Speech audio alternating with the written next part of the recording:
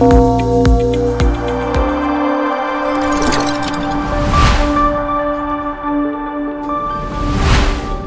Business today रे आजिर मुख्य खबर।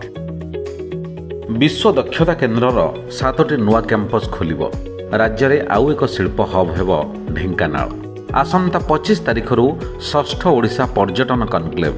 सरकार करिवे ब्रांड ओडिशा एमएसएमई अभियान। रथयात्रा पई चलिबो 365टी स्वतंत्र ट्रेन। नालकोर प्रकृति जोगभूमिर शुभारंभ। सबु क्षेत्र में ओडिया युववर्गों दक्षता विकास पई राज्य सरकार प्राथमिकता देउछंती।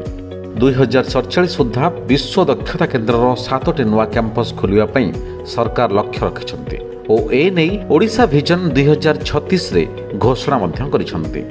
विश्व दक्षता केन्द्रर परिसर को बढ़ाई marine engineering, digital animation, aerospace technology, semiconductor और लॉजिस्टिक उपरे नुआ पाठ्यक्रम आरंभ करा जिवो।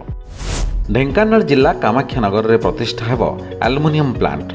एही प्लांट रे 1,28,000 कोटी टंका निवेश हेबो और प्राय 40,000 युवक युवती को नियुक्ति मिलिबो। खूब शीघ्र प्रधानमंत्री किंबा मुख्यमंत्री यार शिलान्यास करिवे बोली खाद्य जोगाण मंत्री कृष्णचंद्र पात्रଙ୍କ सूचना। पर्यटन क्षेत्र विकास पई नुआ रोडमैप प्रस्तुत लगी समस्त अंशीदार मानक सह विचार विमर्श करिवे राज्य सरकार। सेथिपई आसंता 25 रु 6ठ ओडिशा पर्यटन कनक्लेव 2025 आयोजन हेबो। एही कनक्लेव रे पर्यटन भित्तिभूमि विकास, पर्यटन स्थल रे होटेल निर्माण, विदेशी पर्यटकों को आकृष्ट करिवा और टूर व्यवस्था संपर्क में मानस मंथन हेबो। ओडिशा रे प्रस्तुत उत्पाद को भारत और विदेश बाजार रे प्रचार प्रसार करिवा पई विभिन्न प्रदर्शनी, मार्केट प्लेस, सरकारी रिटेल चेन गुडी को चयन करा जिवो। 100टी क्षुद्र एमएसएमई इंडस्ट्री पार्क एवं व्यवहार उपयोगी भित्तिभूमि उपरे मध्य विचार करुछंती राज्य सरकार। प्रति जिले में स्टार्टअप एंटरप्राइज जोन सह आउ 20 लाख एमएसएमई सृष्टि पई लक्ष्य रही।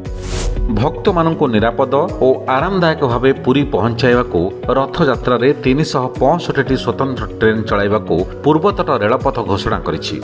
ଏହି स्वतंत्र ट्रेन गुड़िक राज्यर समस्त अंचल समेत पड़ोशी आंध्र प्रदेश विशाखापाटना, पलासा, छत्तीसगढ़ जगदलपुर और पश्चिमबंगर संतरागाछी चलाचल करिवो। एथिसह यात्री मानक सुविधा पई ECOR यात्रा नामक आप प्रस्तुत करा जायछि, जेउंथरे ट्रेन चलाचल संपर्क में समस्त ताजा तथ्य उपलब्ध हेबो।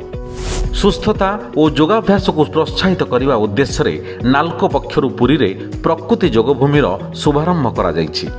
नाल्को सीएमडी ब्रिजेंद्र प्रताप सिंह और मानव संबल निर्देशक तापस कुमार पट्टनायक यहाको उद्घाटन करिसंती। एही केन्द्र स्वास्थ्य सचेतन जनसाधारण, वरिष्ठ नागरिक और युववर्गों को प्रेरणा जोगाइबो।